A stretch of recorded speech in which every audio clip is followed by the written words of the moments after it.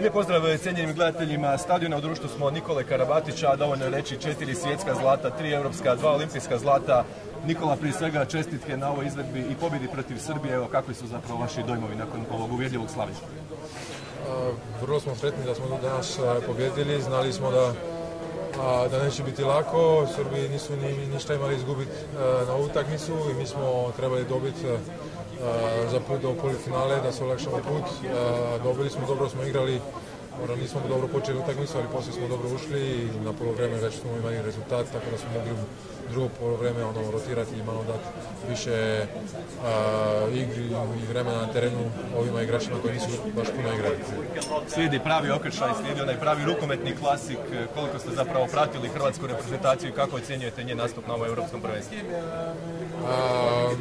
Kako sam uvijek rekao, za mene je Hrvatska jedan od velikih favoriti na ovom europskom prvenstvu. Igraju kući pred svoje publike, imaju odličnu ekipu, imaju puno talenta na svaku poziciju i dokazali su da mogu protiv svake ekipe dobiti, tako da će biti vrlo teško pobijediti Hrvatsku pred svoje publike.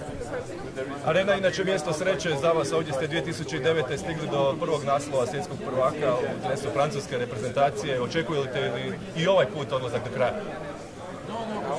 Naš cilj je bio ući u polufinale, sad nam je jedino to u glavi i pokušavamo sve dati da bi ušli u polufinalu i kad ulaziš u polufinalu sve se može desiti i zašto ne, dobro igramo, imamo odličan tim,